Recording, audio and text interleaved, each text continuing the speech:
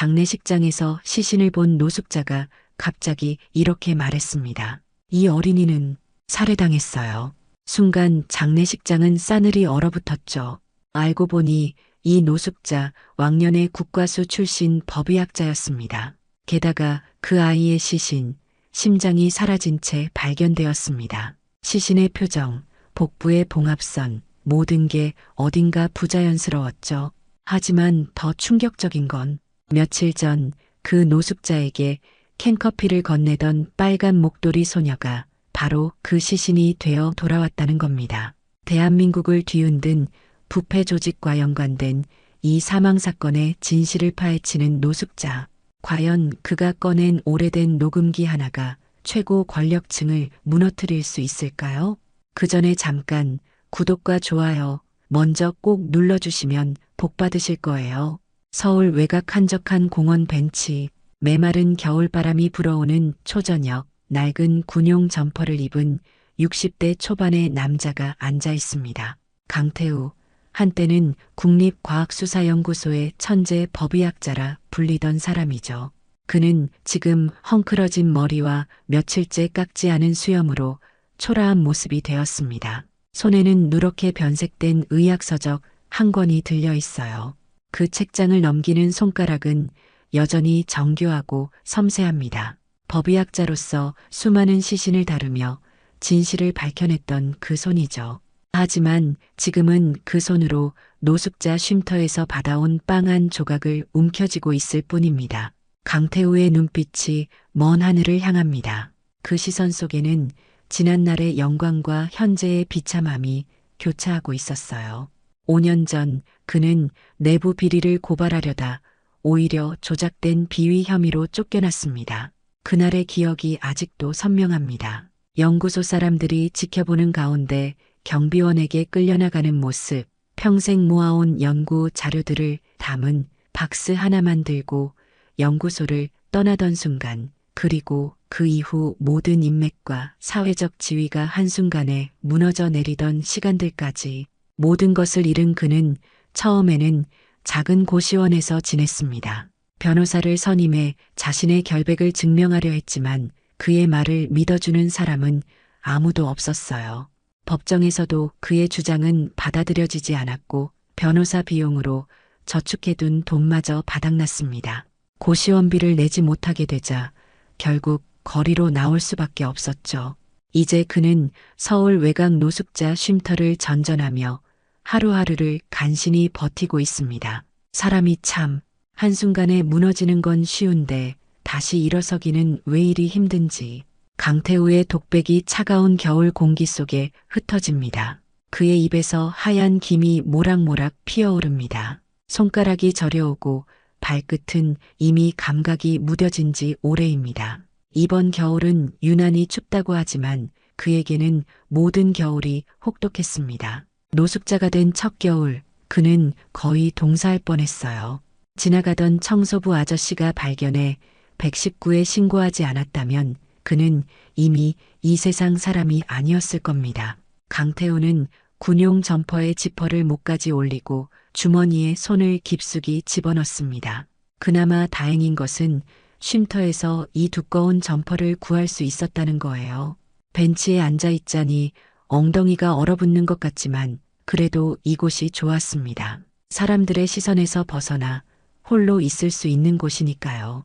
그때 어디선가 가벼운 발소리가 들려오더니 빨간 목도리를 두른 중학생 소녀가 그의 앞에 멈춰섭니다. 민지원이라는 이 소녀는 매일 이맘때쯤 나타나 강태우에게 따뜻한 캔커피를 건네는 의문의 인물이었어요. 처음에는 그저 불쌍해서 한두 번 준 것으로 생각했는데 어느새 거의 한 달이 넘게 이 작은 의식이 계속되고 있었습니다. 할아버지, 오늘도 공부하세요? 정말 대단하시네요. 민지원의 맑은 목소리에 강태우의 굳어있던 표정이 조금 풀립니다. 사실 그녀는 강태우에게 할아버지라고 부르지만 그의 나이는 겨우 61세에 불과했습니다. 하지만 5년간의 노숙 생활은 그를 10살은 더 늙어 보이게 만들었어요. 공부라, 이런 걸 아직도 붙들고 있는 내가 바보 같지? 강태우는 쓴웃음을 지으며 낡은 의학 서적을 들어 보였습니다. 책 표지는 닳아서 글자가 거의 지워져 있었고 모서리는 너덜너덜해졌어요. 하지만 그 책은 그의 과거와 연결된 유일한 끈이었습니다. 이 책을 통해 그는 자신이 한때 존경받는 법의학자였다는 사실을 잊지 않으려 했죠. 아니요. 전 정말 멋있다고 생각해요. 우리 선생님이 그러는데 배움에는 끝이 없대요. 소녀는 활짝 웃으며 따뜻한 캔커피를 내밀었습니다. 그녀의 볼은 차가운 바람에 발그레해져 있었고 코끝은 살짝 빨개져 있었어요. 민지원의 순수한 미소에 강태우도 모르게 입가에 미소가 번집니다. 그녀의 있는 그대로의 친절함이 매일 그의 마음을 따뜻하게 해주었습니다. 그런데 학생은 매일 이렇게 낯선 사람에게 커피를 사주고 말이야. 부모님은 걱정 안 하시나? 강태우는 항상 궁금했지만 감히 물어보지 못했던 질문을 꺼냈습니다. 학교 교복을 입은 이 어린 소녀가 매일 낯선 노숙자에게 다가오는 것이 이상하게 느껴졌기 때문이에요. 민지원은 잠시 생각에 잠기더니 조금은 쑥스러운 표정으로 대답했습니다. 사실 제가 학교 앞에서 쓰러지려는 할아버지를 본 적이 있어요. 그때 누구도 그분을 도와주지 않았어요. 저도 그냥 지나쳤고요. 그런데 다음 날 그분이 돌아가셨다는 소식을 들었어요. 그 이후로 약속했죠. 도움이 필요한 분들을 그냥 지나치지 않겠다고. 강태우는 놀란 표정으로 소녀를 바라보았습니다. 이렇게 어린 나이에 이런 생각을 하다니 정말 특별한 아이였습니다. 할아버지가 처음 여기 앉아 계시는 걸 봤을 때 그분이 생각났어요. 그래서 무작정 커피를 사왔어요. 근데 할아버지는 매일 책을 읽고 계시더라고요. 정말 멋있다고 생각했어요. 민지원은 항상 그렇게 캔커피를 건네고 금세 사라지곤 했죠. 오늘도 그녀는 짧은 대화 후 내일 또 올게요라는 말을 남기고 총총 걸음으로 사라졌습니다. 강태우는 이 소녀가 누구인지, 어디에 사는지, 왜 이렇게 자신에게 친절을 베푸는지 더 자세히 알 수 없었습니다. 하지만 그 작은 친절이 그의 하루를 버틸 수 있게 하는 힘이 되었어요. 캔커피의 따뜻함이 손끝으로 전해집니다. 강태우는 조심스럽게 캔을 열어 한 모금 마십니다. 쓴맛이 목구멍을 타고 내려가며 잠시나마 몸이 따뜻해지는 것을 느낍니다. 그 순간만큼은 지난날의 기억, 쫓겨난 아픔, 거리의 추위도 잊을 수 있었죠. 인생이란 참 알 수 없는 거야. 내가 이렇게 될 줄 누가 알았겠어? 그는 민지원이 사라진 방향을 바라보며 중얼거렸습니다. 한때 그는 존경받는 법의학자로서 어려운 사건들을 해결하며 사회의 그늘진 곳에 정의를 구현하는 사람이었어요. 지금은 그저 사회의 가장자리에서 하루하루를 버티는 노숙자가 되었지만 그의 마음 깊은 곳에는 여전히 진실에 대한 갈망이 살아 있었습니다. 강태우는 의학서적을 다시 펼칩니다. 그 페이지에는 심장부검에 관한 내용이 적혀 있었어요. 한때 그는 이 분야의 최고 전문가였습니다. 수많은 의문사를 해결하고 억울한 죽음의 진실을 밝혀내던 사람이었죠. 그는 책의 구석진 메모들과 밑줄 친 문장들을 하나하나 읽어내려갔습니다. 이 책은 그가 대학원생 시절부터 가지고 있던 것으로 모든 페이지마다 그의 열정과 노력의 흔적이 담겨 있었어요. 심장 적출 시 주의해야 할 사항. 이 부분은 내가 틀렸었지. 실제로는 그는 책의 여백에 작은 글씨로 메모를 남겼습니다. 비록 지금은 연구소에서 일하지 않지만 법의학자로서의 습관은 여전히 남아 있었어요. 정확한 사실을 기록하고 증거를 남기는 것.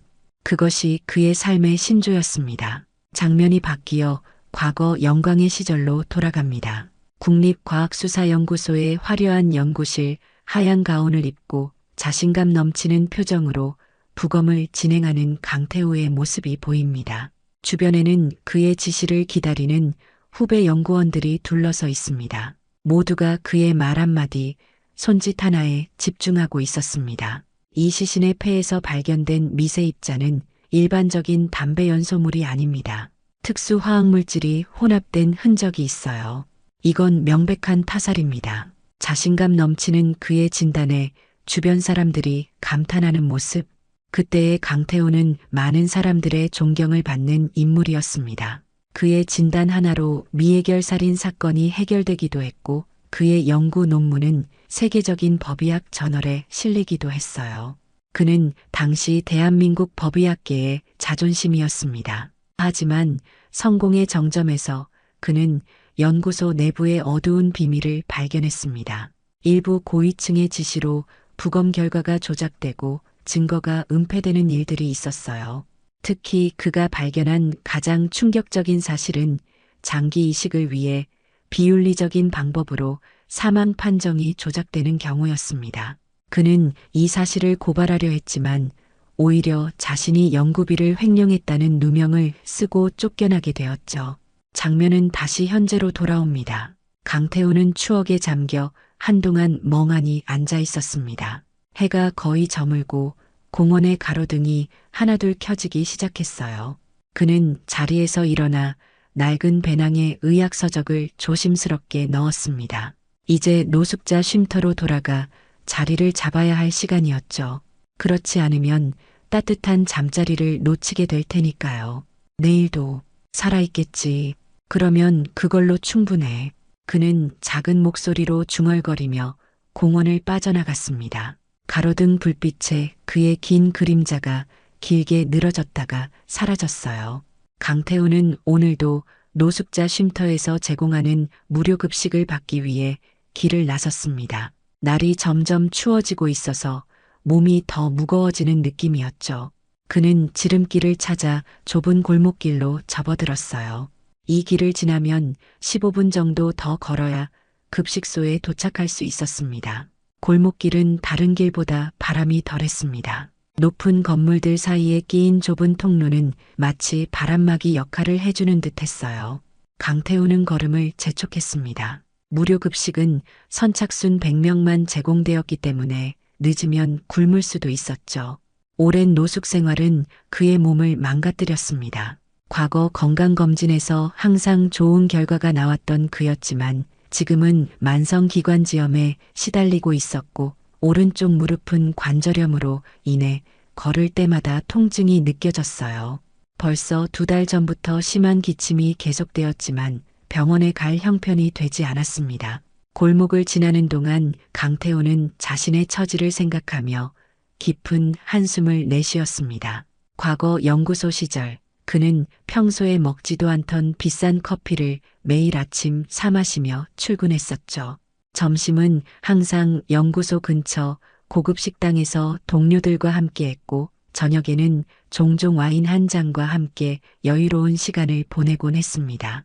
그런 그가 이제는 하루 한 끼 무료 급식을 위해 줄을 서는 신세가 되었다니 인생이란 정말 예측할 수 없는 것이었습니다. 그때였어요. 골목 끝에서 조용한 장례식장이 눈에 들어왔습니다. 평안 장례식장이라는 간판이 달린 2층짜리 건물이었죠.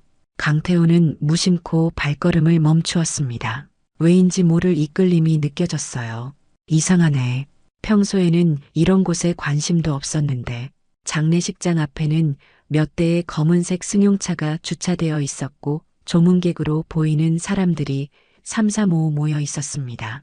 강태호는 자신도 모르게 장례식장 입구로 다가갔습니다. 유리문 너머로 조문객들이 오가는 모습이 보였죠. 장례식장, 법의학자로서 그가 가장 많은 시간을 보냈던 곳과 비슷한 공간이었습니다. 시신과 함께했던 시간들, 진실을 밝히기 위해 밤을 새웠던 순간들, 그리고 그 안에서 발견한 부정한 일들까지 모든 기억이 한꺼번에 밀려왔어요. 강태호는 잠시 망설이다가 안을 들여다보았어요. 그때 마침 영안실 문이 열리면서 관이 나오는 모습이 눈에 들어왔습니다. 장례식장 직원들이 관을 조심스럽게 운구차로 옮기고 있었죠. 순간 강태호의 시선이 날카로워졌어요. 법의학자로서의 직감이 되살아난 것이죠. 관 속 시신의 얼굴과 목 주변에서 무언가 이상한 점을 발견한 겁니다. 일반인은 절대 알아채지 못할 미세한 차이였어요. 저 시신, 뭔가 이상해. 강태호는 유리문에 바짝부터 자세히 관찰했습니다. 관이 지나가는 짧은 순간이었지만 그의 전문가적 눈에는 몇 가지 이상한 점이 분명하게 보였어요. 시신의 얼굴색이 일반적인 사망 후의 모습과 달랐고 목 부근에 미세한 자국도 있는 것 같았습니다. 강태우의 눈이 시신의 복부 봉합 상태를 살폈습니다. 과거 수많은 부검을 집도했던 그의 눈에는 분명 평범한 봉합이 아니라는 게 보였죠. 그리고 시신의 안면 근육이 보여주는 경직된 패턴도 자연사와는 달랐습니다. 저건 자연사가 아니야. 뭔가 조작이 있었어.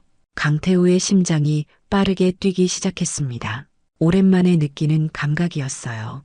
법의학자로서의 본능이 되살아난 것입니다. 그는 무의식적으로 주머니를 뒤적여 메모장을 찾았지만 물론 그런 것은 없었습니다. 이제 그는 그저 한 명의 노숙자일 뿐이었으니까요. 오랜만에 전문가로서의 감각이 되살아났습니다. 강태우는 자신도 모르게 장례식장 안으로 한 걸음 내딛었어요. 하지만 곧 자신의 초라한 모습이 의식되어 멈춰 섰습니다. 낡은 옷차림과 지친 얼굴로는 조문객으로 위장하기도 어려웠죠. 사실 강태우는 연구소에서 쫓겨난 이후로 자신의 외모에 신경을 쓰지 않았습니다. 처음에는 자존심 때문에 최소한의 단정함은 유지했지만 시간이 지날수록 그것도 무의미하게 느껴졌어요. 거울을 볼 때마다 자신의 모습이 낯설었고 점점 더 자신을 돌보는 일을 포기했습니다. 지금 그의 머리카락은 귀를 덮을 정도로 길었고 덥수룩한 수염은 한 달 넘게 깎지 않았어요. 그때 장례식장 직원이 다가와 물었습니다. 어르신, 조문 오셨습니까? 어느 빈소를 찾으세요? 젊은 남성 직원의 목소리는 공손했지만 눈빛에는 경계심이 역력했습니다. 강태우는 잠시 당황했지만 이내 침착하게 대답했어요. 아, 예. 혹시 오늘 발인하는 분이 계신가 해서요. 강태우는 최대한 정중한 목소리로 말하려 노력했습니다. 과거에는 누구를 만나도 당당했던 그였지만 지금은 다른 사람들의 시선이 두려웠어요. 사람들의 경멸 어린 눈길, 동정 섞인 미소, 혹은 완전한 무시. 그것들은 그를 점점 더 웅크리게 만들었습니다. 오늘은 사무실 김영호님과 5호실 박상민님이 발인 예정이십니다. 누구를 찾으시나요? 강태우는 순간적으로 판단했습니다. 방금 본 시신이 있던 곳을 알아야 했죠. 5호실이요. 박상민 씨 빈소를 찾고 있었습니다. 직원은 의심스러운 눈초리로 강태우를 훑어보더니 고개를 끄덕였습니다. 5호실은 저쪽 복도 끝에 있습니다. 하지만 혹시 식사라도 하러 오신 거라면 여기선 제공하지 않습니다. 직원의 말에 강태우의 얼굴이 화끈거렸습니다. 그동안 얼마나 많은 사람들이 그를 그저 한 끼 식사를 찾아다니는 노숙자로만 보았을까요? 강태우의 낡은 옷차림을 본 직원이 그를 노숙자로 판단한 것이 분명했어요. 가슴 한편이 찔렸지만 그는 태연하게 고개를 끄덕이고 5호실 방향으로 걸어갔습니다. 복도를 걸으며 강태우는 장례식장의 구조를 살폈습니다. 법의학자로서의 습관이 자연스럽게 나온 것이었어요. 빈소는 총 6개였고 끝쪽에는 직원 전용 구역으로 보이는 문이 있었습니다. 그 옆으로는 작은 창고처럼 보이는 공간도 눈에 띄었죠. 5호실에 도착한 강태우는 조심스럽게 빈소 안을 들여다보았어요. 영정사진 속의 남자는 50대 중반쯤으로 보였고 유족들이 상주로 앉아 있었습니다. 그중 한 여성이 시선을 느꼈는지 강태우를 바라보았죠. 강태우는 예의를 갖춰 묵념을 하고 조심스럽게 빈소에 들어갔습니다. 그는 방명록에 아무 이름이나 적고 조의금 봉투에는 몇천 원만 넣어 전달했어요. 그것이 그가 할 수 있는 최대한이었죠. 실은 그 돈도 오늘 저녁 식사를 위해 아껴둔 것이었습니다. 빈소 안으로 들어선 강태우는 관 주변을 자세히 살펴보았습니다. 유족들이 많이 없는 틈을 타 최대한 가까이 다가가 시신의 상태를 확인하려 했지만 관은 이미 닫혀 있었어요. 하지만 그가 봐야 할 것은 이미 보았습니다. 방금 밖으로 나가던 관에서 본 이상한 점들이 분명 무언가를 암시하고 있었죠. 빈소에서 잠시 조문객 행세를 한 강태호는 유족들 사이에 섞여 대화를 엿들었습니다. 특히 고인의 사망 원인에 관한 이야기에 귀를 기울였죠. 갑자기 심장마비로 돌아가셨다니 너무 비현실적이에요. 어제까지만 해도 멀쩡하셨는데 유족 중 한 명이 슬픔에 잠긴 목소리로 말했습니다. 그녀의 눈은 붉게 충혈되어 있었고 손에는 구겨진 휴지를 쥐고 있었어요. 정말 그래요. 병원에서도 갑작스러운 신부전이라고만 했어요. 지병도 없으셨는데 다른 유족이 대답했습니다. 강태우는 그 말을 듣고 더욱 의구심을 가졌어요. 갑작스러운 심장마비라. 건강하던 사람이 갑자기 심장마비로 사망하는 경우는 물론 있을 수 있습니다. 하지만 그가 방금 본 시신의 상태는 단순한 심장마비로 보기에는 이상한 점이 많았어요. 강태우는 용기를 내어 대화에 참여했습니다. 혹시 부검은 하셨나요? 강태우가 조심스럽게 물었습니다. 상주로 보이는 중년 여성이 그를 바라보았어요. 그녀의 눈에는 약간의 의아함이 스쳤지만 곧 슬픔의 감정으로 돌아왔습니다. 아니요, 의사 선생님이 명백한 심장마비라고 하셔서 그리고 돌아가신 분을 또 그렇게 해치는 것 같아 차마. 강태우는 고개를 끄덕였습니다. 대부분의 유족들이 그런 생각을 하죠. 사랑하는 사람의 시신이 부검으로 훼손되는 것을 원치 않는 것은 자연스러운 일이었습니다. 하지만 그의 경험상 의문사의 경우 부검이 진실을 밝히는 유일한 방법일 때가 많았어요. 혹시 돌아가시기 전에 특별한 증상은 없으셨나요? 강태우는 좀 더 정보를 얻기 위해 질문을 이어갔습니다. 유족들은 처음에는 의아해했지만 누군가가 자신들의 슬픔에 관심을 보이는 것에 기꺼이 대답해 주었어요. 상주 여성이 잠시 생각에 잠겼다가 대답했습니다. 글쎄요. 마지막으로 뵈었을 때 아버지께서 가슴이 답답하다고 하셨어요. 그리고 병원에 가보자고 했더니 괜찮다고 고집을 부리시더니 병원은 언제 가셨나요? 그날 저녁에 갑자기 상태가 악화되어서 응급실로 모셨어요. 하지만 도착하자마자 이미 여성의 목소리가 흐려졌습니다. 강태우는 더 많은 정보를 얻고 싶었지만 너무 수상해 보일까 우려되어 대화를 그만두었습니다. 유족의 슬픔을 방해하는 것처럼 느껴질 수도 있었기 때문이에요. 그는 예의를 갖춰 고개 숙여 인사한 후 빈소를 나왔어요. 복도를 걸으며 강태우는 머릿속으로 모든 정보를 정리했습니다. 갑자기 가슴 통증을 호소한 후 병원으로 이송된 박상민 씨. 도착 직후 사망 판정을 받았고 부검 없이 장례가 진행됨. 그리고 그가 본 시신의 이상한 상태. 뭔가 잘못됐어. 이건 단순한 심장마비가 아니야. 강태우는 자신의 직감이 맞다고 확신했습니다. 법의학자로서 수많은 시신을 다뤄온 그의 경험은 거짓말을 하지 않았어요. 하지만 그가 할 수 있는 일은 많지 않았습니다. 지금의 그는 그저 한 명의 노숙자일 뿐 아무도 그의 말을 믿어주지 않을 테니까요. 장례식장을 나오려는 순간 강태호는 복도 끝에서 익숙한 빨간 목도리를 발견했습니다. 민지원이었어요. 하지만 그녀는 평소와 달리 캔커피를 들고 있지 않았고 영정 사진 속에 있었죠. 강태우는 충격으로 걸음을 멈추었습니다. 이럴 수가. 강태우의 심장이 격렬하게 뛰기 시작했습니다. 방금 전까지만 해도 자신에게 캔커피를 건네주던 소녀가 어떻게 저기 있을 수 있단 말인가요? 그는 자신의 눈을 의심했지만 분명 그 얼굴은 민지원이었습니다. 그 해맑은 미소, 흰 피부, 빨간 목도리까지 틀림없었어요. 떨리는 발걸음으로 그는 민지원의 빈소로 향했습니다. 조그만 빈소에는 몇 명의 조문객만이 있었고 그녀의 부모로 보이는 중년 부부가 슬픔에 잠겨 있었어요. 강태우는 믿을 수 없는 눈으로 영정 사진을 바라보았습니다. 분명 어제까지도 자신에게 캔커피를 건네주었던 그 소녀였어요. 그 사진 속에서 민지원은 교복을 입고 환하게 웃고 있었습니다. 바로 어제 그가 본 그 모습 그대로였어요. 어떻게 이런 일이 일어날 수 있는 걸까요? 강태우의 마음은 혼란스러웠습니다. 어제까지 살아있던 소녀가 오늘 장례식장에 누워있다니 이건 말이 되지 않았어요. 그는 자신의 기억이 잘못된 것은 아닌지 의심하기도 했습니다. 혹시 어제 본 소녀가 민지원이 아니었을까?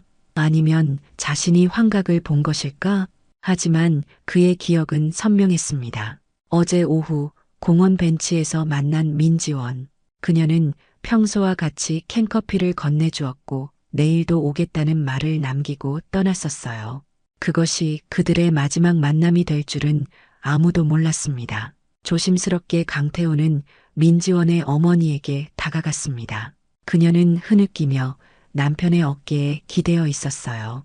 죄송합니다만 어떻게 된 일인지 여쭤봐도 될까요? 그의 목소리는 떨리고 있었습니다. 민지원의 어머니는 강태호를 바라보았지만 처음에는 그를 알아보지 못했어요. 당연한 일이었죠.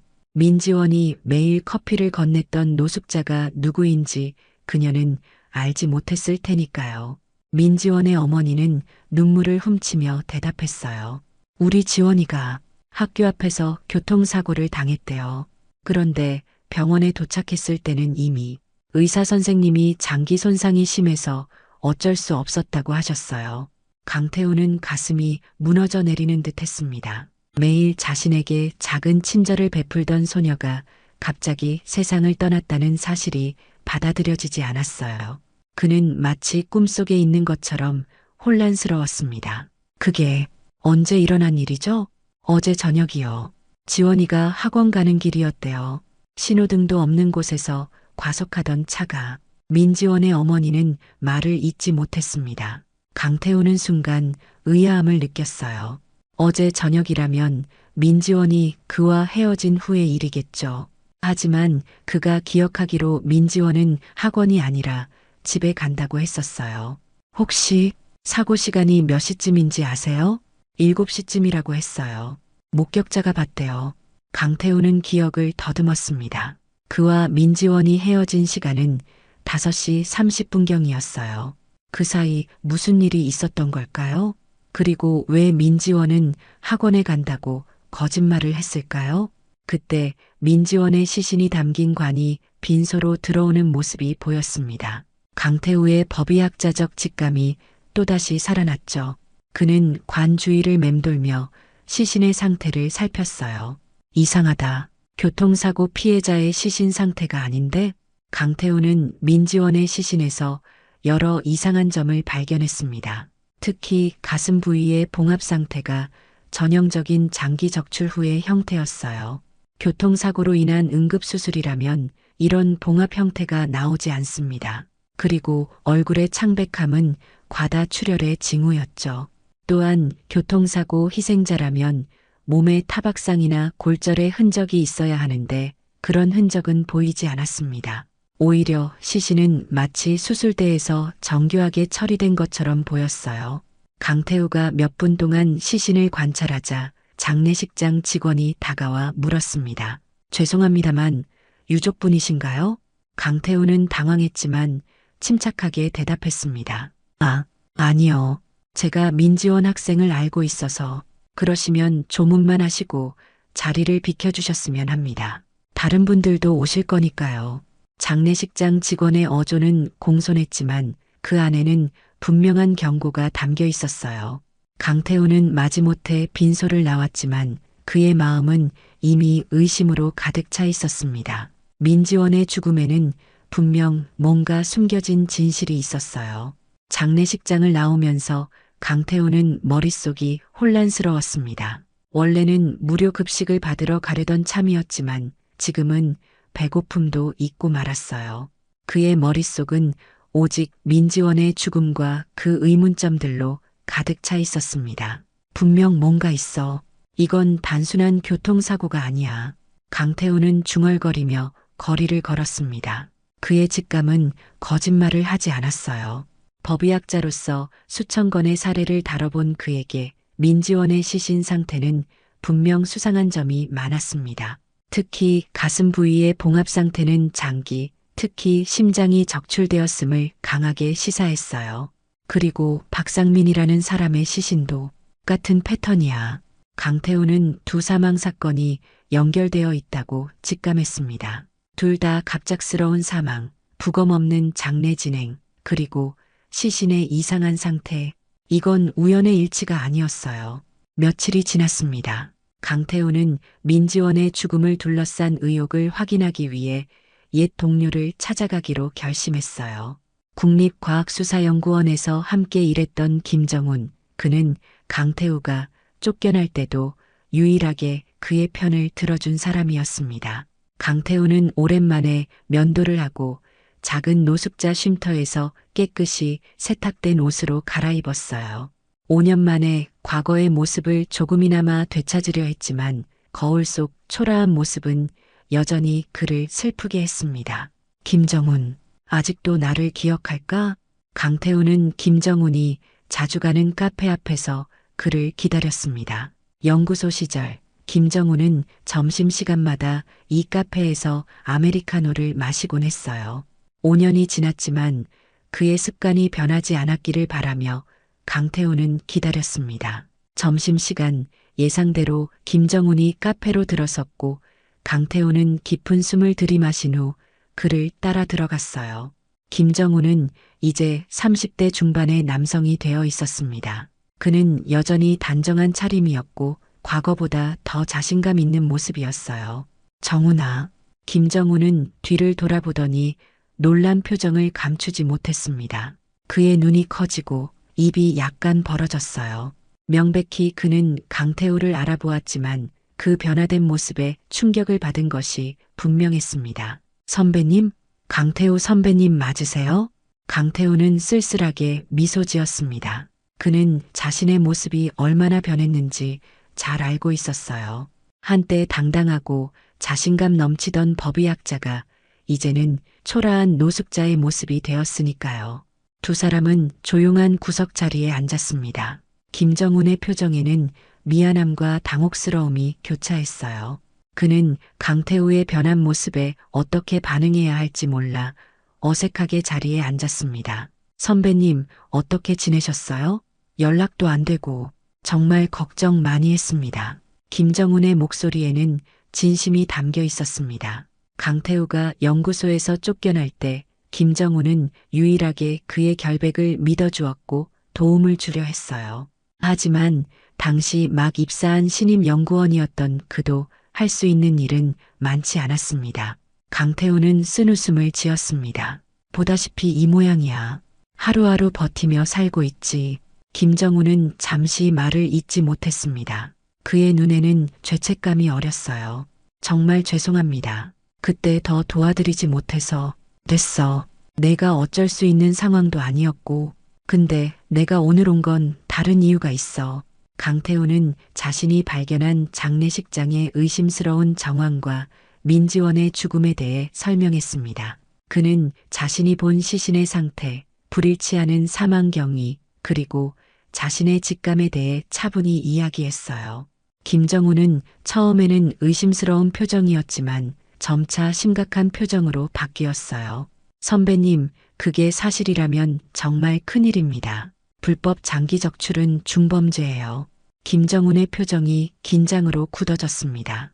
그는 주변을 살피며 목소리를 낮추었어요. 저도 사실 최근에 이상한 일들을 느끼고 있었습니다. 연구소에 들어오는 시신 중 일부가 제대로 된 절차 없이 처리되는 경우가 있었어요.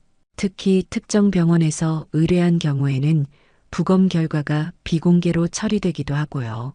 강태우의 눈이 커졌습니다. 그렇다면 내가 5년 전에 발견했던 문제가 아직도 계속되고 있는 거야? 아마도요.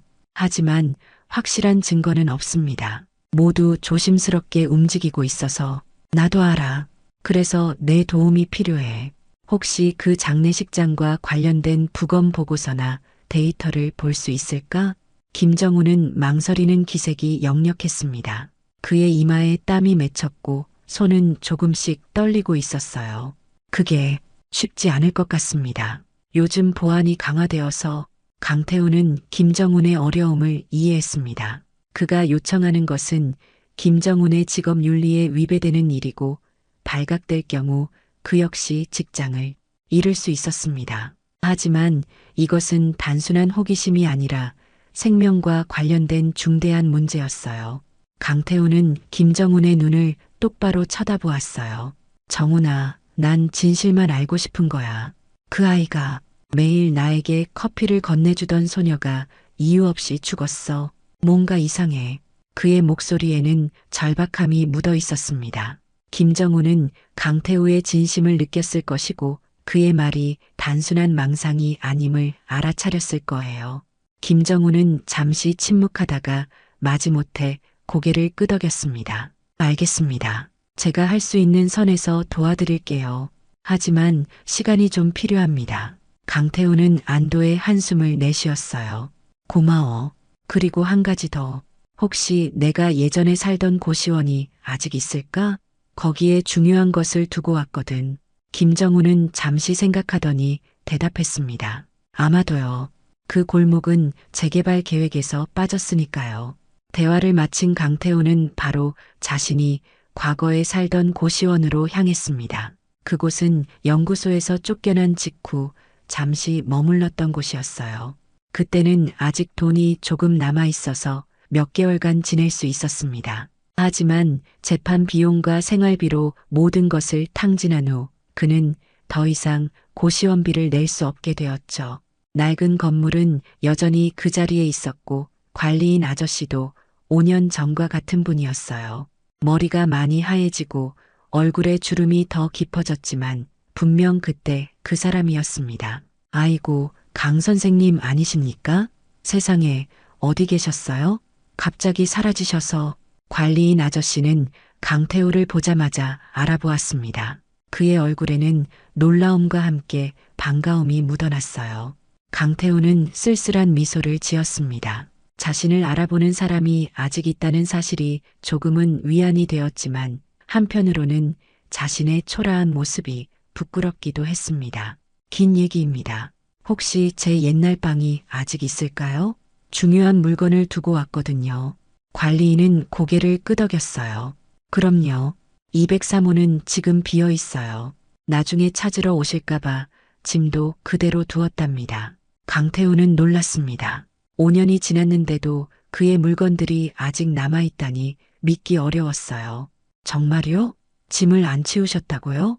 네, 선생님이 워낙 좋은 분이셔서 그리고 언젠가 돌아오실 것 같아서요. 방세는 몇 달 미리 내신 상태였고 그 후로는 제가 빈 방으로 두었습니다. 요즘은 방이 많이 남아서 상관없어요. 강태우의 가슴이 뛰었습니다. 그는 관리인에게 감사의 인사를 전하고 203호로 향했어요. 문을 열자 먼지 쌓인 좁은 방이 나타났습니다. 5년 전 그대로였어요. 작은 침대, 책상, 그리고 몇 권의 책들이 아직도 그 자리에 있었습니다. 고맙습니다. 잠시만 있을게요. 강태우는 방에 들어서자마자 바닥의 특정 부분을 살폈습니다. 그리고 낡은 장판 한 귀퉁이를 들어 올렸어요. 그곳에는 작은 방수 봉투가 숨겨져 있었습니다. 떨리는 손으로 봉투를 열자 오래된 녹음기 하나가 나왔어요. 강태우는 깊은 숨을 들이쉬고 녹음기의 재생 버튼을 눌렀습니다. 잠시 잡음이 들리더니 곧 사람들의 대화 소리가 흘러나왔습니다. 이 환자의 심장은 비형간 이식자에게 적합합니다. 즉시 적출 진행하세요. 낯익은 목소리. 바로 최연석, 강태우를 연구소에서 내쫓은 장본인이자 과거 그의 상관이었던 인물이었습니다. 그 목소리를 듣는 순간 강태우의 등줄기로 한기가 흘렀어요. 하지만 환자가 아직 법적 사망 판정을 받지 않았는데요. 이것은 다른 의사로 보이는 사람의 목소리였습니다. 망설임과 불안이 섞인 음성이었어요. 괜찮아. 서류는 내가 알아서 처리할 테니 진행해. 최연석의 목소리는 단호했고 어떤 반박도 용납하지 않는 듯 했습니다. 녹음은 여기서 끝났어요. 강태우의 손이 떨렸습니다. 이 녹음은 5년 전 그가 연구소 내부의 불법적인 장기 적출 의혹을 포착하고 몰래 녹음해둔 증거였어요. 그는 이 녹음을 바탕으로 내부 비리를 고발하려 했지만 증거를 제출하기도 전에 그는 도리어 비위 혐의로 쫓겨났고 그 녹음기의 존재를 완전히 잊고 있었습니다. 그래서 내가 쫓겨난 거였어. 강태우는 충격과 분노로 몸을 떨었어요. 그리고 이 녹음과 민지원의 죽음, 그리고 장례식장에서 본 이상한 시신들이 모두 연결되어 있다는 직감이 들었습니다. 5년이 지났지만 그들의 불법적인 장기 적출은 계속되고 있었던 것입니다. 이걸로 모든 게 밝혀질 거야. 이제 증거가 있어. 강태우는 녹음기를 꼭 쥐었습니다. 이것이 민지원과 다른 희생자들의 억울한 죽음을 밝힐 열쇠였어요. 그는 서둘러 방을 나서려 했습니다. 김정훈에게 이 녹음을 들려주고 함께 경찰에 신고해야 했습니다. 그때 갑자기 방문 밖에서 발소리가 들렸어요. 강태우는 반사적으로 녹음기를 주머니에 넣고 귀를 기울였습니다. 확실히 누군가가 다가오고 있었어요. 그것도 한 사람이 아니라 여러 명이었습니다. 강태우의 심장이 빠르게 뛰기 시작했어요. 그는 직감적으로 위험을 느꼈습니다. 하지만 좁은 고시원 방에는 도망갈 곳이 없었어요. 창문으로 나가자니 3층이라 위험했고 문은 하나뿐이었습니다. 문이 갑자기 열렸고 2명의 건장한 남자가 나타났습니다. 그들은 검은색 정장을 입고 있었지만 전형적인 조직 폭력배의 모습이었어요. 날카로운 눈빛과 험상궂은 표정이 강태우를 위협했습니다. 강태우 씨시죠? 우리 사장님께서 뵙자고 하십니다. 강태우는 즉시 위험을 감지했어요. 이 사람들은 분명 자신을 감시하고 있었던 것입니다. 아마도 김정훈과의 만남이 누군가에게 발각된 모양이었어요. 하지만 좁은 고시원 방에서는 도망갈 곳이 없었습니다. 누구십니까? 무슨 용건이죠? 강태우는 최대한 침착하게 물었지만 그의 목소리에는 약간의 떨림이 있었습니다. 그는 주머니 속 녹음기를 꼭 쥐고 있었어요. 이 증거만은 절대 빼앗기지 않겠다는 의지가 강했습니다. 말씀드렸잖습니까? 사장님을 만나러 가시죠. 한 남자가 강태우의 팔을 거칠게 잡았고 그는 저항할 수 없었습니다. 두 남자는 강태우를 끌고 건물 밖으로 나갔고 검은색 승합차에 그를 태웠어요. 강태우는 차 안에서도 주머니 속 녹음기를 계속 만지작거렸습니다. 그것만이 그의 유일한 희망이었기 때문이에요. 승합차는 한적한 창고 지역으로 강태우를 데려갔습니다. 서울 외곽의 공업지대였어요. 주변에는 몇 개의 낡은 창고만 있을 뿐 사람의 기척은 느껴지지 않았습니다. 강태우는 불안감이 커졌지만 여전히 침착함을 유지하려 노력했어요. 법의학자로서의 경험이 그에게 위기 상황에서도 차분함을 유지하는 법을 가르쳐 주었기 때문입니다. 창고 안으로 들어가자 그곳에는 한 남자가 기다리고 있었어요. 바로 평안 장례식장의 원장이었습니다. 그는 50대 중반의 남성으로 단정한 양복 차림이었고 카리스마가 느껴지는 인물이었습니다. 오랜만입니다. 강 박사님. 장례식장 원장의 목소리에는 약간의 비웃음이 섞여 있었습니다. 강태우는 놀랐습니다. 이 사람이 자신을 알고 있다니요. 누구십니까? 정말 저를 기억 못하시나요? 박진호입니다. 5년 전 국과수에서 행정직으로 일했었죠. 강태우는 기억을 더듬었습니다. 희미하게 떠오르는 얼굴이었어요. 그가 연구소에 있을 때 행정부서에서 근무하던 직원이었습니다. 그때는 별 주목할 만한 인물이 아니었는데 지금은 장례식장 원장이 되어 있었군요. 아, 당신이었군요. 그런데 왜 저를 이렇게 데려온 겁니까? 강태우는 최대한 당당하게 물었습니다. 그는 자신이 처한 상황이 위험하다는 것을 알고 있었지만 약한 모습을 보이고 싶지 않았어요. 박진호는 미소를 지었습니다. 그것은 따뜻함과는 거리가 먼 차가운 미소였어요.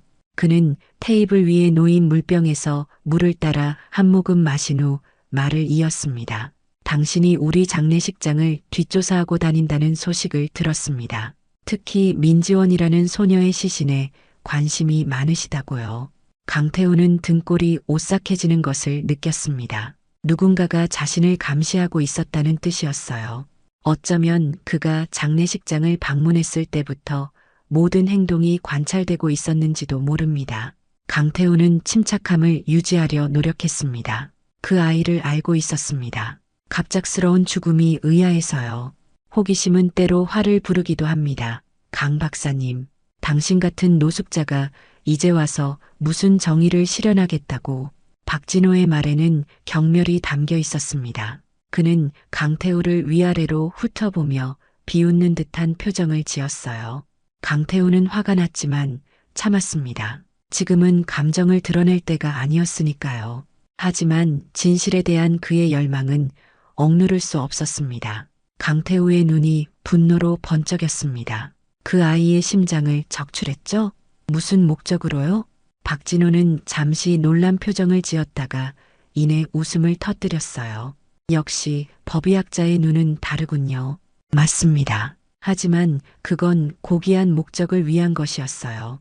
그 심장은 지금 중요한 사람의 가슴 속에서 뛰고 있습니다. 강태우는 충격을 받았습니다. 자신의 의심이 사실이었던 것이죠.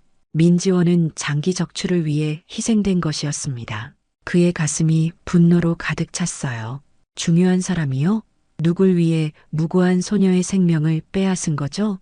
박진호는 의자에 깊숙이 등을 기대며 여유로운 표정을 지었습니다. 그건 알 필요 없습니다. 어차피 당신은 이 정보를 가지고 나가지 못할 테니까요. 그의 말에는 명백한 위협이 담겨 있었어요. 강태우는 주변을 살폈습니다. 창고 안에는 그와 박진호 그리고 2명의 건장한 남자만 있었지만 밖에도 사람들이 있을 것이 분명했습니다. 도망치기는 불가능해 보였어요. 박진호가 손짓하자 2 남자가 다가왔습니다. 강태우는 위기감을 느꼈어요. 이대로 당하면 자신도 시신으로 끝날 것이 분명했습니다. 그는 필사적으로 탈출 방법을 찾았지만 방법이 보이지 않았어요. 그때 갑자기 창고 밖에서 소란이 일어났어요. 누군가 창고 문을 두드리는 소리가 들렸습니다. 박진호와 2 남자는 놀란 표정으로 소리가 나는 방향을 바라보았습니다. 박진호 씨, 안에 계십니까? 서울일보 기자 송민우입니다. 창고 밖에서 우렁찬 목소리가 들렸습니다. 박진호의 표정이 굳었습니다. 기자라니요? 어떻게 이곳을 알고 찾아온 걸까요? 어떻게 할까요, 사장님? 한 남자가 박진호에게 물었습니다. 박진호는 잠시 고민하다가 대답했어요. 일단 보내. 무슨 일인지 들어보자. 남자 중 한 명이 창고 문을 열었습니다. 문 밖에는 30대 초반으로 보이는 남성과 함께 김정훈이 서 있었어요. 강태우는 김정훈을 보자 안도의 한숨을 내쉬었습니다. 혼란의 틈을 타 강태우는 재빨리 2 남자의 소나기에서 벗어나 창고 구석으로 도망쳤어요. 그는 주머니에서 녹음기를 꺼내 재생 버튼을 눌렀습니다. 최연석의 목소리가 창고 안에 울려 퍼졌어요. 이 환자의 심장은 비형간 이식자에게 적합합니다. 즉시 적출 진행하세요. 하지만 환자가 아직 법적 사망 판정을 받지 않았는데요. 괜찮아. 서류는 내가 알아서 처리할 테니 진행해. 녹음 내용이 창고 안에 퍼지자 모두가 얼어붙었습니다. 박진호와 2 남자는 당황한 표정을 감추지 못했습니다. 송민우 기자는 재빨리 휴대폰을 꺼내 녹음 내용을 담기 시작했고 김정훈은 강태우에게 다가와 그의 상태를 확인했어요. 강태우는 기회를 놓치지 않고 창고 문을 향해 달렸어요. 문을 열자 서울일보 기자 송민우와 함께 김정훈이 서 있었습니다. 선배님, 괜찮으세요? 김정훈이 강태우를 부축했습니다. 그의 얼굴에는 걱정과 안도가 섞여 있었어요. 강태우는 고개를 끄덕였습니다. 그는 몸은 지쳤지만 마음은 그 어느 때보다 강했습니다. 드디어 진실을 밝힐 기회가 온 것이니까요. 송민우 기자는 재빨리 상황을 파악하고 스마트폰으로 녹화를 시작했어요. 그는 박진호에게 마이크를 들이밀었습니다. 박진호 씨, 장례식장에서 불법 장기 적출에 관여하신 혐의가 있는데 이에 대해 어떻게 생각하십니까? 박진호는 당황했지만 이내 침착함을 되찾았습니다. 그는 평소처럼 여유로운 미소를 지으려 했지만 그의 이마에 맺힌 땀방울이 긴장감을 드러내고 있었어요. 무슨 말씀이신지 모르겠군요. 증거라도 있으십니까? 강태우가 앞으로 나섰습니다. 그의 눈에는 결연한 의지가 담겨 있었어요.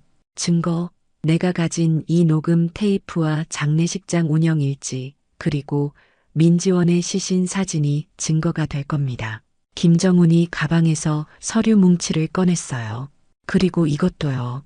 최근 2년간 평안 장례식장을 거친 시신 중 장기가 적출된 흔적이 있는 30건의 의심사례 목록입니다. 강태우는 놀란 눈으로 김정훈을 바라보았습니다. 그가 이렇게까지 준비하고 있었다니 정말 고마웠어요. 김정훈은 그동안 조용히 자료를 모으고 있었던 것이었습니다. 박진호의 얼굴이 창백해졌습니다. 그는 더 이상 여유로운 표정을 지을 수 없었어요. 송민우 기자는 모든 상황을 카메라에 담고 있었어요. 그리고 이것도 있습니다. 강태우가 말했습니다. 민지원의 심장이 서울중앙병원의 익명 기증자로 등재된 기록이요. 그 수혜자가 누군지는 짐작이 가는군요. 김정훈이 준비한 서류 중에는 병원 기록도 있었습니다. 그것은 민지원의 심장이 서울중앙병원 이사장의 아들에게 이식되었다는 사실을 증명하는 자료였어요. 박진호는 더 이상 버티지 못하고 의자에 주저앉았습니다. 그의 얼굴에는 패배감이 역력했어요. 다 최연석 부장의 지시였습니다. 나는 그저 시키는 대로 했을 뿐이에요. 송민우 기자는 놀란 표정으로 박진호를 바라보았습니다. 최연석 부장이라면 국립과학수사연구원의 법의학부 부장 말씀이신가요? 박진호는 고개를 끄덕였습니다. 그가 모든 것을 계획했어요. 장기 이식이 필요한 고위층 인사들에게 적합한 장기를 확보하기 위해 강태우의 눈에서 결연한 의지가 빛났습니다. 5년간의 절망과 좌절을 뒤로하고 그는 다시 한번 진실을 향해 나아가고 있었어요. 그의 직감은 맞았습니다. 불법 장기 적출 조직은 실제로 존재했고 그 배후에는 그를 연구소에서 쫓아낸 장본인인 최연석이 있었던 것입니다. 김정훈 씨, 경찰에 신고했나요? 송민우 기자가 물었습니다. 김정훈은 고개를 끄덕였어요. 네, 지금 오는 중입니다. 박진호의 얼굴이 더욱 창백해졌습니다. 그는 이제 모든 것이 끝났다는 것을 알았어요. 그의 눈에는 체념의 빛이 어렸습니다. 강태우는 깊은 한숨을 내쉬었습니다. 5년간의 긴 악몽이 드디어 끝나려고 하고 있었어요. 하지만 그의 마음은 여전히 무거웠습니다. 민지원과 같은 무고한 희생자들을 생각하면 가슴이 아팠기 때문이에요. 이제 모든 것이 밝혀질 거예요. 선배님. 김정훈이 강태우의 어깨를 토닥였습니다. 그의 눈에는 존경과 미안함이 담겨 있었어요. 강태우는 약하게 미소 지었습니다. 적어도 이제 진실이 세상에 알려지게 될 것이었으니까요. 송민우 기자의 단독 보도는 다음 날 아침 서울일보 일면을 장식했습니다. 국가법의학 전문가 고발, 장례식장 불법 장기 적출 의혹이라는 제목의 기사였어요. 기사는 강태우의 증언과 녹음 테이프, 김정훈이 제공한 자료를 바탕으로 작성되었습니다. 기사가 나간 직후 사회는 큰 충격에 빠졌습니다.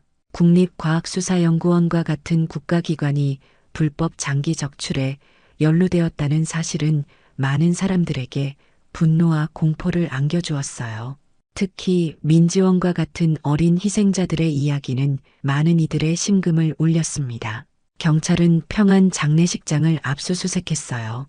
박진호와 장례식장 직원들은 긴급 체포되었습니다. 수사는 빠르게 진행되었고 곧 서울중앙병원과 국립과학수사연구원까지 확대되었습니다.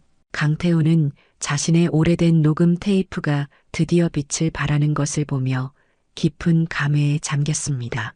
그동안의 고통과 절망, 그리고 길거리에서의 삶, 그 모든 것이 이 순간을 위한 것이었을까요? 이제 진실이 밝혀지는 걸까?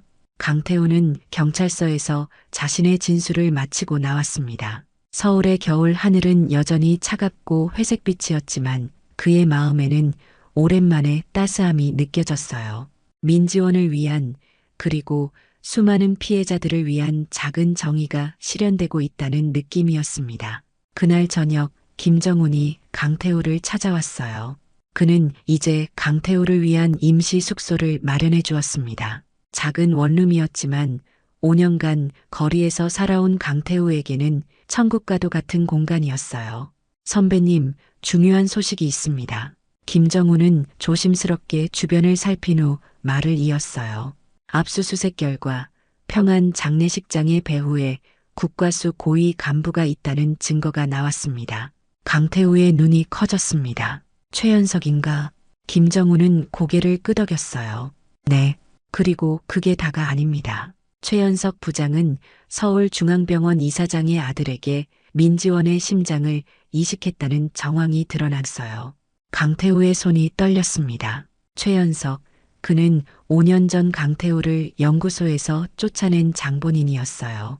이제 모든 퍼즐이 맞춰지기 시작했습니다. 최연석은 불법 장기 적출 조직의 수장이었고 강태우가 그 사실을 알아차리자 그를 제거한 것이었습니다. 정훈아, 내일 아침에 최연석을 만나고 싶어.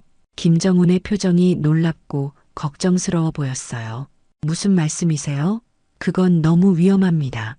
지금 최연석 부장은 수사선상에 올라 있지만 아직 체포되지 않았어요. 그는 여전히 큰 권력을 가지고 있습니다. 강태우의 눈빛은 단호했어요. 내가 끝을 봐야 해.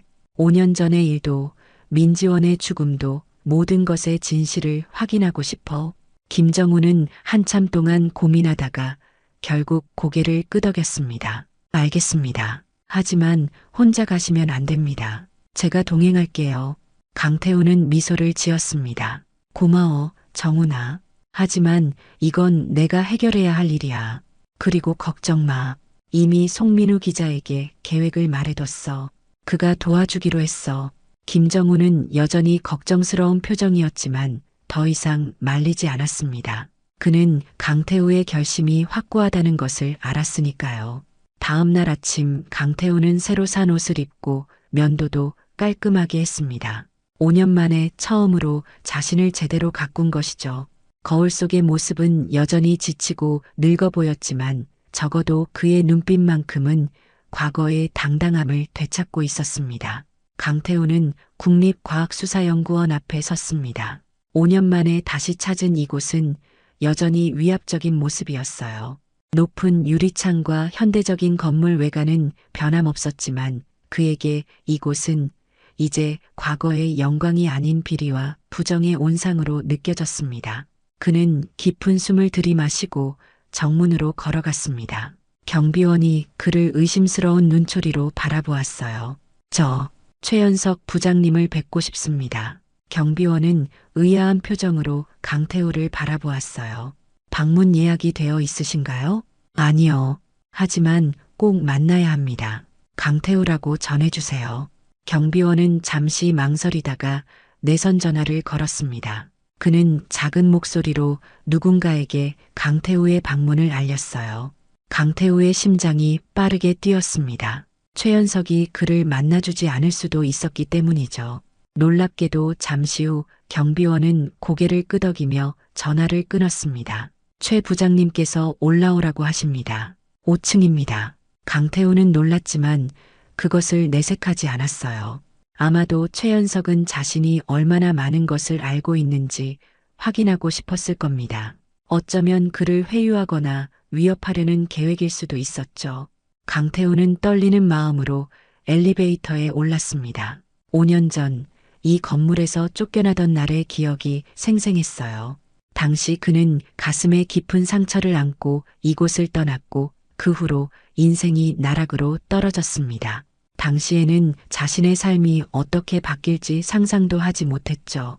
법의학자에서 노숙자로, 그리고 지금은 진실을 찾아 다시 돌아온 사람으로 5층으로 올라가는 동안 강태우는 주머니 속의 녹음기를 확인했습니다. 이것은 단순한 증거물이 아니라 그의 인생을 되찾기 위한 열쇠였어요. 그리고 송민우 기자와의 계획도 다시 한번 머릿속으로 정리했습니다. 만약 자신이 30분 이내에 연락을 하지 않으면 송민우는 경찰과 함께 연구소로 올 예정이었어요. 5층, 최연석의 사무실 앞에 도착했습니다. 문 앞에는 비서가 기다리고 있었어요.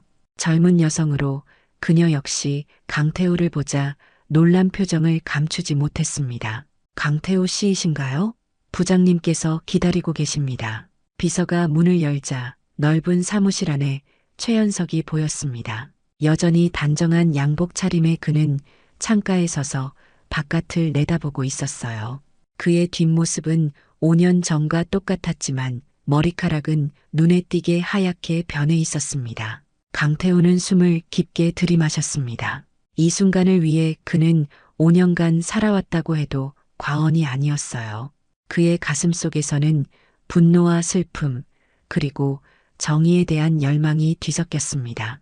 들어오게, 강 박사. 최연석의 목소리는 여전히 권위적이었습니다. 그는 천천히 몸을 돌려 강태우를 바라보았어요. 그의 얼굴에는 세월의 흔적이 더해져 있었지만 여전히 당당한 모습이었습니다. 그의 눈에는 복잡한 감정이 어려 있었어요. 놀라움, 경계심, 그리고 어쩌면 약간의 죄책감까지. 오랜만이군요, 부장님. 강태우는 천천히 사무실로 들어섰습니다. 5년 만에 마주한 최연석의 모습은 5년 전과 크게 다르지 않았어요. 다만 머리카락이 더 하얘졌을 뿐이었죠. 그의 사무실은 여전히 깔끔하게 정리되어 있었고 벽에는 수많은 상장과 표창장이 걸려 있었습니다. 법의학계의 권위자로서의 위상을 보여주는 것들이었죠. 5년이란 시간이 너를 많이 변화시켰구나. 최연석의 목소리에는 약간의 연민이 섞여 있었습니다. 그는 강태우의 초라한 모습을 위아래로 훑어보았어요. 강태우는 최대한 깔끔하게 차려입었지만 5년간의 노숙 생활은 그의 몸과 얼굴에 지울 수 없는 흔적을 남겼습니다. 강태우는 쓴웃음을 지었습니다. 네, 거리에서의 삶은 사람을 빨리 늙게 만드는 법이죠. 그의 말에는 비난이 담겨 있었지만 그는 감정을 드러내지 않으려 노력했습니다. 지금은 분노할 때가 아니라 진실을 밝힐 때였으니까요. 최연석은 자리에 앉으라는 손짓을 했습니다. 그는 방문객용 의자를 가리켰고 자신은 책상 뒤에 큰 가죽 의자에 앉았어요. 그것은 권력의 상징처럼 보였습니다. 강태우가 앉자 최연석은 서랍에서 위스키 병을 꺼내 2잔을 따랐어요. 고급 위스키였고 아마도 매우 비쌀 것이 분명했습니다. 그는 한 잔을 강태우 앞으로 밀었어요. 자네가 왜 왔는지 알고 있네. 평안 장례식장 건으로 내가 공경에 처했다는 소식을 들었겠지? 최연석의 목소리는 차분했지만 그의 눈은 경계심으로 가득 차 있었습니다. 강태우는 그가 이미 모든 상황을 알고 있다는 것을 깨달았어요. 아마도 박진호가 체포된 후 최연석에게 연락을 했을 겁니다. 강태우는 위스키 잔을 받지 않았습니다. 네, 그리고 모든 진실을 알고 싶어서 왔습니다. 최연석은 한숨을 내쉬었어요. 그는 자신의 위스키 잔을 들어 천천히 한 모금 마셨습니다. 그의 손은 약간 떨리고 있었어요. 긴장하고 있다는 뜻이었죠. 진실이라. 세상에는 여러 종류의 진실이 있지. 자네가 보는 진실과 내가 보는 진실은 다를 수 있어. 최연석은 잔을 테이블 위에 내려놓고 몸을 앞으로 기울였습니다. 그의 눈빛이 강해졌어요. 내가 한 일이 잘못되었다고 생각하나? 생명을 구하기 위한 행동이었어. 강태우는 조용히 대답했습니다. 저는 단 하나의 진실만 압니다. 장기 이식이 필요한 환자들을 위해 무고한 사람들의 장기를 불법으로 적출했다는 진실이요. 그의 말에 최연석의 얼굴이 굳어졌습니다. 잠시 침묵이 흘렀고 최연석은 창밖을 바라보았어요. 밖에는 눈이 내리기 시작했습니다. 서울의 겨울은 늘 춥고 매섭지만 오늘따라 더 차갑게 느껴졌어요. 강 박사, 자네는 법의학자로서 얼마나 많은 시신을 보았지? 그리고 그 중에 얼마나 많은 사람들이 장기 이식을 받지 못해 죽었는지 알고 있나? 최연석의 목소리에는 확신이 담겨 있었습니다. 그는 자신의 행동이 정당하다고 믿고 있는 것 같았어요. 우리나라의 장기 기증 문화가 얼마나 열악한지 알잖아. 매년 수천 명이 장기를 기다리다 죽어. 내가 한 일은 그들을 구하기 위한 것이었어. 강태우는 분노가 치밀어 올랐지만 여전히 침착함을 유지했습니다. 그래서 민지원 같은 소녀의 생명을 앗아가도 된다는 겁니까? 그게 정당화될 수 있다고 생각하십니까? 최연석의 눈에 분노가 번쩍였습니다. 무고한 사람들, 자네는 아무것도 모르는군. 우리가 구한 목숨이 얼마나 많은지 알아? 이식용 장기가 얼마나 부족한지 알고는 있나? 최연석은 자리에서 일어나 방을 서성이기 시작했습니다. 그의 움직임에는 불안함이 묻어났어요. 우리는 선택받은 사람들, 사회에 더 큰 기여를 할 수 있는 사람들을 살리는 거야. 그게 더 큰 선이라고 생각하지 않나? 강태우는 자리에서 일어났어요. 그는 최연석의 눈을 똑바로 바라보았습니다. 그게 민지원 같은 소녀의 생명을 앗아갈 이유가 될 수는 없습니다. 민지원, 아, 그 소녀 말이군. 최연석은 잠시 생각에 잠기더니 다시 말을 이었어요. 그 아이의 심장은 지금 의학계의 천재, 젊은 외과 의사의 가슴 속에서 뛰고 있어. 그 의사는 앞으로 수천 명의 생명을 구할 거야. 그래서 한 명의 희생은 가치가 있는 거지. 최연석의 말에는 확신이 담겨 있었습니다. 그는 자신의 행동이 더 큰 선을 위한 것이라고 믿고 있었어요. 그의 눈에는 후회의 기색이 전혀 보이지 않았습니다. 강태우의 얼굴이 분노로 일그러졌습니다. 당신이 어떻게 그런 말을 할 수 있죠? 누구에게도 다른 사람의 생명을 판단할 권리는 없어요. 그의 목소리가 높아졌습니다. 5년간 참아왔던 분노가 한꺼번에 폭발하는 것 같았어요. 민지원은 14살 소녀였어요. 그 아이에게는 꿈이 있었고 가족이 있었어요. 당신은 그 모든 것을 빼앗았습니다. 최연석은 냉소적으로 웃었어요. 그래, 그럼 5년 전에 자네가 내부 고발을 하려고 했을 때는 무슨 생각이었지? 그때도 우리가 하는 일의 가치를 이해하지 못했어. 그땐 증거가 부족했습니다. 하지만 이제는 다르죠. 강태우는 주머니에서 녹음기를 꺼냈습니다. 그는 자신이 가진 모든 증거에 대해 이야기하기 시작했어요. 박진호의 자백, 김정훈이 수집한 자료들, 그리고 무엇보다 5년 전의 녹음 테이프. 그때도 지금도 변함없이 그건 범죄입니다. 그리고 당신이 저를 비위 혐의로 조작해서 내쫓은 이유도 이제 알겠군요. 최연석은 잠시 침묵했다가 차분한 목소리로 말했습니다. 강태우, 자네는 훌륭한 법의학자였어. 그런 인재를 잃은 건 정말 아쉬운 일이었지. 하지만 자네는 너무 원칙적이야. 세상은 그렇게 단순하지 않아. 그는 책상으로 돌아와 앉았습니다. 그의 표정이 갑자기 부드러워졌어요. 지금이라도 늦지 않았어. 우리와 함께하면 어떻겠나? 자네의 자리를 돌려줄 수 있어. 아니, 그보다 더 좋은 자리를 마련해 줄 수도 있지. 강태우는 놀랐습니다. 최연석이 그를 회유하려 한다는 사실이 충격적이었어요. 5년 동안 그를 길거리로 내몰았던 사람이 이제 와서 자리를 제안한다니 이것은 모욕이나 다름없었습니다. 당신은 정말 저를 뭐로 보십니까? 강태우의 목소리에는 분노와 경멸이 섞여 있었습니다.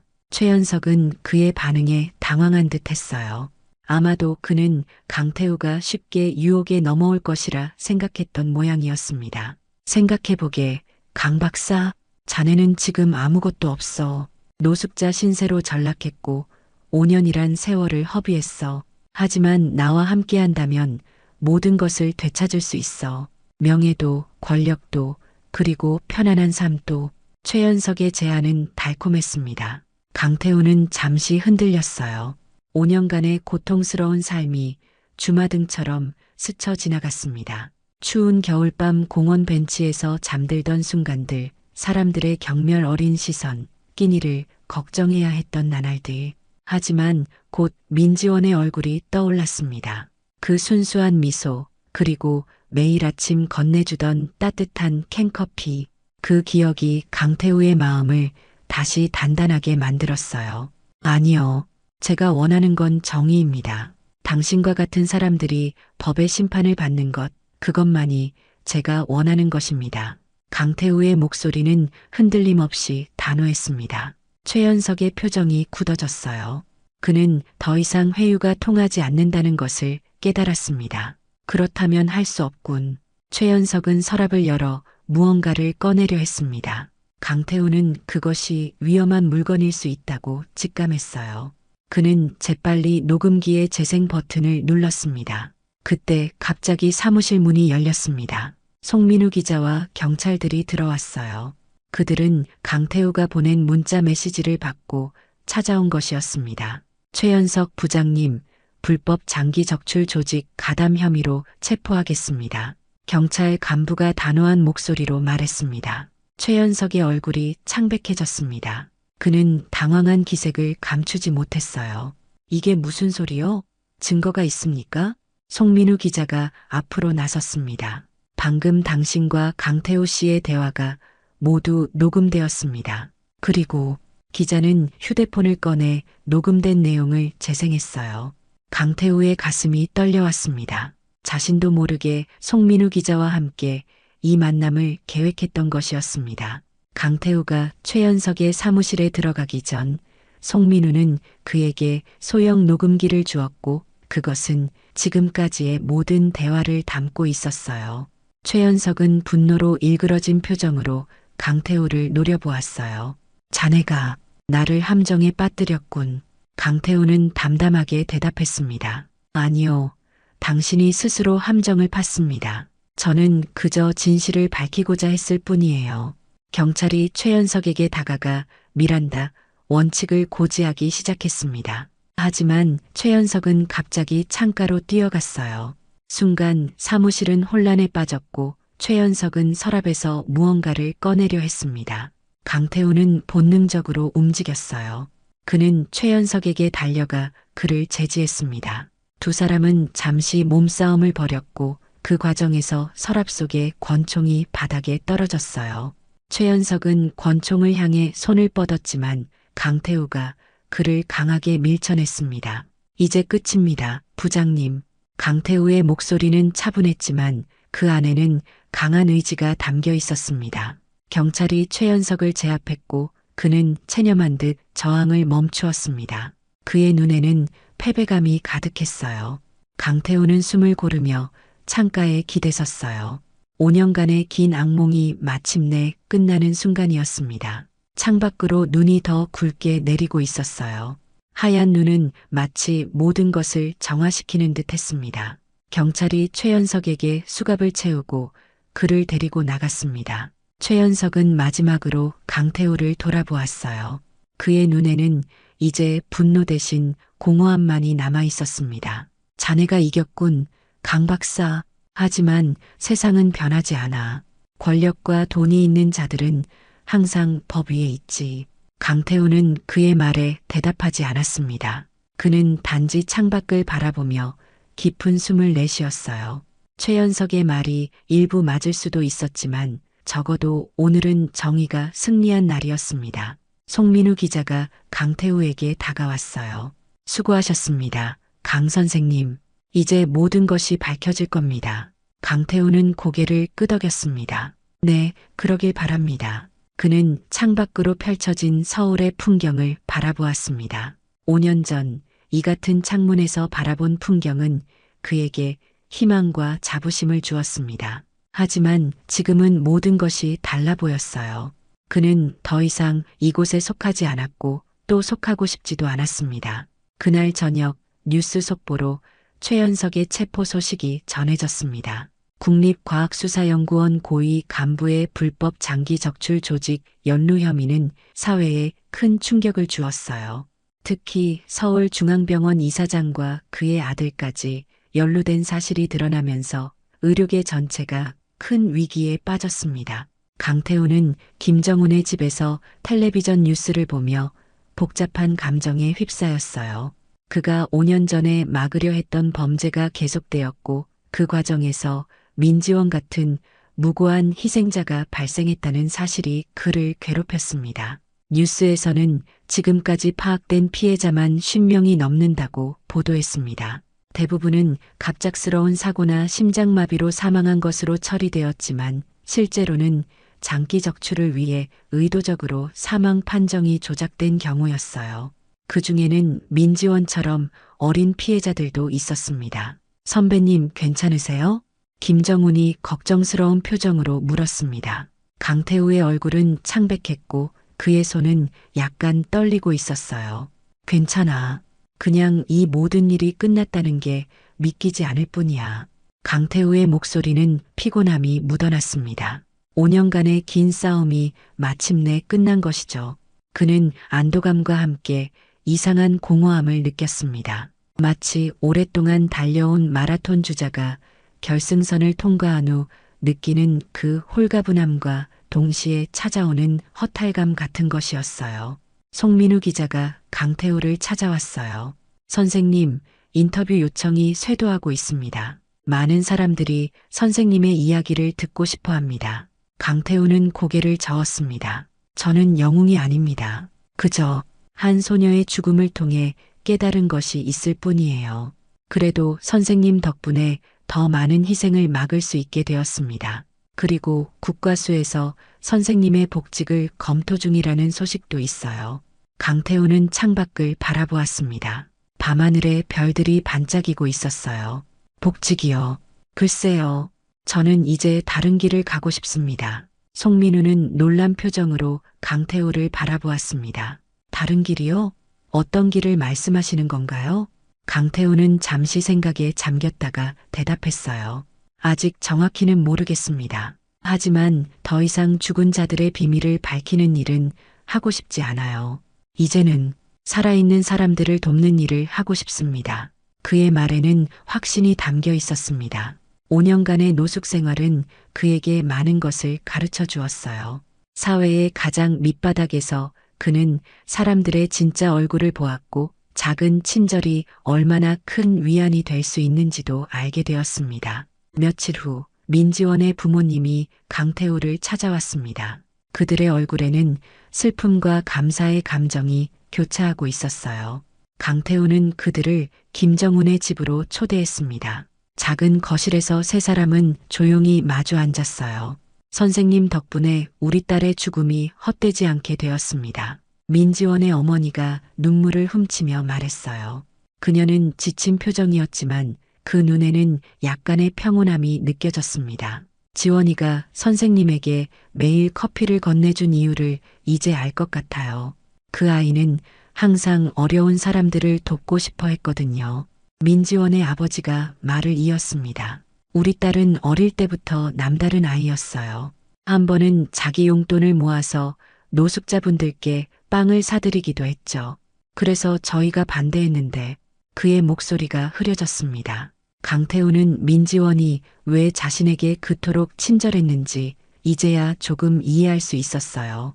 그것은 그저 소녀의 따뜻한 마음에서 우러나온 행동이었던 것입니다. 강태우의 눈에도 눈물이 맺혔습니다. 제가 더 일찍 알아차렸더라면. 그의 목소리에는 깊은 자책감이 묻어 있었습니다. 만약 그가 민지원의 위험을 더 일찍 감지했다면 어쩌면 그녀를 구할 수 있었을지도 모릅니다. 민지원의 아버지가 강태우의 손을 꼭 잡았어요.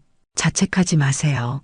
선생님은 최선을 다하셨습니다. 그리고 우리 지원이가 남겨준 따뜻함을 잊지 말아주세요.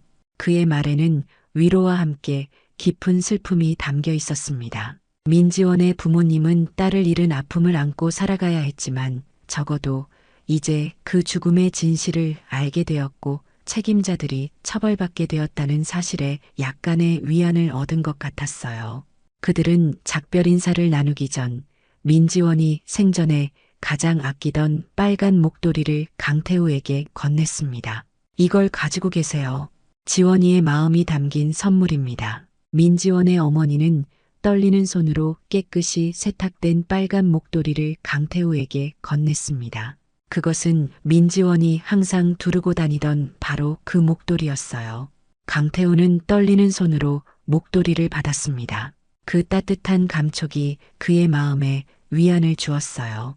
이 목도리는 이제 그에게 단순한 천조각이 아니라 민지원의 순수한 마음과 희생을 기억하게 해주는 소중한 물건이 되었습니다. 감사합니다. 이 목도리를 통해 지원이의 마음을 항상 기억하겠습니다. 강태우의 목소리는 감정으로 가득 차 있었습니다. 그는 목도리를 조심스럽게 어깨에 둘렀어요. 그 순간 마치 민지원이 옆에 있는 것 같은 느낌이 들었습니다. 1년 후 서울 변두리의 조용한 장례 지도사 사무실. 강태우는 검은색 정장을 입고 책상에 앉아 있었습니다. 그의 사무실 벽면에는 장례 지도사 자격증과 함께 민지원의 사진이 걸려 있었어요. 최연석과 그의 공범들이 체포된 후 강태우는 자신의 삶을 완전히 바꾸기로 결심했습니다. 국립과학수사연구원에서 그에게 복직을 제안했지만 그는 정중히 거절했어요.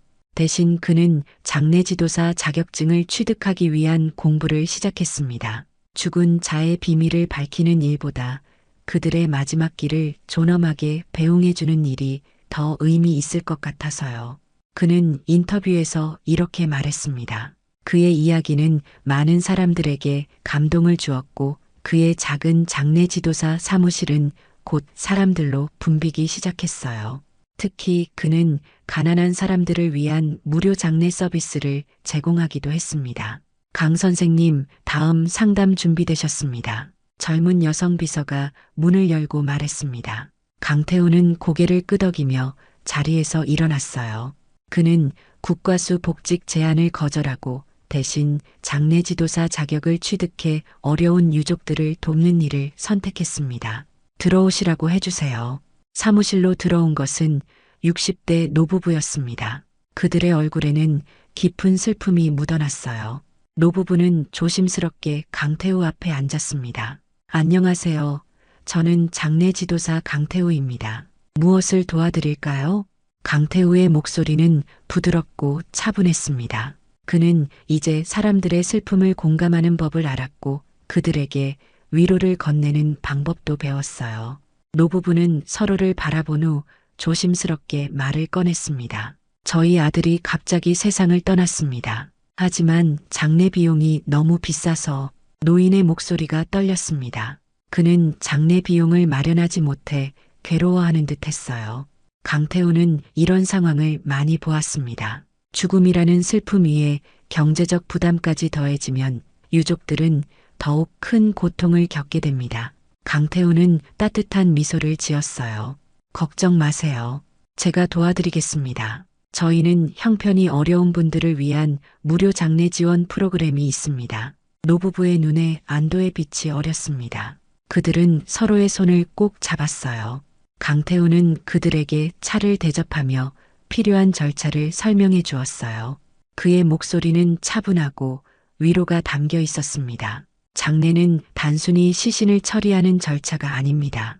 그것은 살아있는 사람들이 사랑하는 이와 마지막 인사를 나누는 소중한 시간이에요. 그리고 그 시간은 가능한 한 존엄하고 따뜻해야 합니다. 강태우의 말에 노부부는 눈시울을 붉혔습니다. 그들은 강태우의 진심 어린 배려에 깊은 감사를 표했어요. 상담을 마친 후 강태우는 사무실 창가에 앉아 따뜻한 오후 햇살을 느꼈습니다. 그의 무릎 위에는 민지원의 빨간 목도리가 놓여 있었어요. 그는 가끔 이 목도리를 보며 그날의 기억을 떠올리곤 했습니다. 지원아, 보고 있니?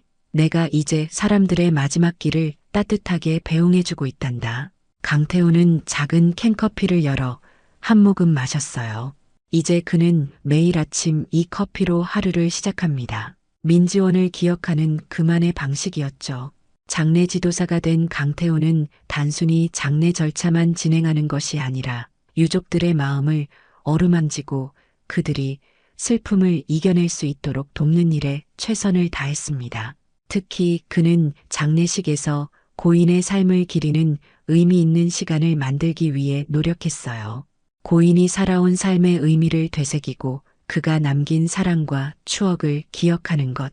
그것이 진정한 장례의 의미입니다. 그는 종종 유족들에게 이렇게 말했습니다. 그의 진심 어린 조언과 따뜻한 위로는 많은 사람들에게 큰 힘이 되었어요. 특히 그는 어린 아이들이 죽음을 이해하고 받아들일 수 있도록 돕는 특별한 프로그램도 운영했습니다. 그날 저녁 강태우는 동네 공원 벤치에 앉아 있었습니다. 1년 전 그가 노숙자로 지냈던 그 벤치였어요. 이제 그 벤치 옆에는 작은 꽃밭이 조성되어 있었습니다. 강태우가 민지원을 기리며 직접 가꾸는 꽃밭이었죠. 한 중년 여성이 그에게 다가왔습니다. 지난해 장례식장 사건의 피해자 가족 중 한 명이었어요. 그녀는 친절한 미소로 강태우를 맞이했습니다. 강 선생님, 여기 계실 줄 알았어요. 강태우는 미소 지으며 그녀를 맞이했습니다. 안녕하세요, 김 여사님. 오늘은 어떻게 지내셨어요? 김 여사는 벤치에 강태우 옆에 앉았습니다. 그녀의 눈에는 이제 예전의 슬픔 대신 평온함이 깃들어 있었어요. 덕분에 잘 지냅니다. 그날 고마웠어요. 당신이 진실을 밝혀주셔서 우리 가족이 마지막 인사를 제대로 드릴 수 있었어요. 강태우는 따뜻한 미소를 지었습니다. 저도 많은 것을 배웠습니다. 이제야 진짜 장례를 치른 것 같네요. 진짜 장례라니요? 김 여사는 호기심 어린 표정으로 물었습니다. 강태우는 잠시 생각에 잠겼다가 대답했어요.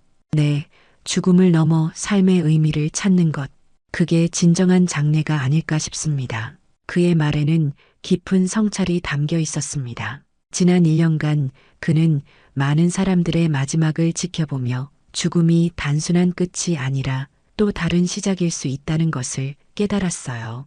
두 사람은 잠시 침묵 속에서 석양을 바라보았습니다. 하늘은 아름다운 주황빛으로 물들어 있었어요. 그것은 마치 민지원의 빨간 목도리 색깔과 닮아 있었습니다. 인생은 참 알 수 없는 여정이네요. 강태우가 말했습니다. 한때는 모든 것을 잃고 이 벤치에서 하루하루를 버텼는데 이제는 다른 사람들의 아픔을 위로하는 일을 하고 있으니까요. 김 여사는 미소 지으며 대답했습니다. 그게 바로 삶의 아름다움 아닐까요? 끝없이 이어지는 새로운 시작들. 강태우는 빨간 목도리를 어깨에 둘렀습니다. 가을바람이 차가워지기 시작했지만 그의 마음은 따뜻했어요. 이제 그는 사랑하는 사람들을 잃은 이들에게 위로와 희망을 주는 일을 하고 있었습니다. 그것은 그의 새로운 사명이 되었어요. 우리 인생은 언제나 다시 시작할 수 있습니다. 나이가 들어도 모든 것을 잃은 것 같아도 희망은 항상 우리 곁에 있어요. 강태우의 목소리에는 확신이 담겨 있었습니다. 그는 이제 자신의 경험을 통해 다른 사람들에게 희망의 메시지를 전하는 사람이 되었어요. 김 여사는 고개를 끄덕였습니다. 선생님이 우리에게 보여주신 것처럼요. 선생님은 정말 많은 사람들에게 희망이 되셨어요. 강태우의 얼굴에 평화로운 미소가 번졌습니다. 그는 이제 자신의 삶에 만족하고 있었어요. 법의학자로서의 화려한 경력은 잃었지만 더 소중한 것을 찾았으니까요. 바로 타인의 아픔을 함께하는 따뜻한 마음이었습니다. 어둠이 내리기 시작하자 공원의 가로등이 하나둘 켜졌습니다. 강태우와 김 여사는 함께 벤치에서 일어났어요. 각자의 삶으로 돌아갈 시간이었습니다. 이제야 진짜 장례를 치른 것 같네요. 강태우는 하늘을 바라보며 중얼거렸습니다. 그리고 새로운 삶이 시작되었습니다. 그의 말은 마치 기도처럼 밤하늘로 올라갔습니다. 어딘가에서 민지원의 영혼이 그를 지켜보고 있을지도 모릅니다. 그녀의 짧았던 삶은 끝났지만 그녀가 남긴 영향력은 강태우를 통해 계속해서 퍼져나가고 있었습니다. 강태우는 걸음을 옮겨 공원을 떠났습니다. 그의 어깨에 둘러진 빨간 목도리가 저녁바람에 나부꼈어요. 그것은 마치 작은 횃불처럼 어둠 속에서 빛나고 있었습니다. 희망의 불빛, 새로운 시작의 상징으로. 오늘의 사연 어떻게 들으셨나요? 오늘도 귀한 시간 내어주시고 끝까지 시청해주신 구독자 여러분, 진심으로 감사드립니다. 그리고 사랑합니다. 다음 영상을 누르시기 전에 잠깐 구독과 좋아요 먼저 꼭 눌러주시면 부자 되실 거예요.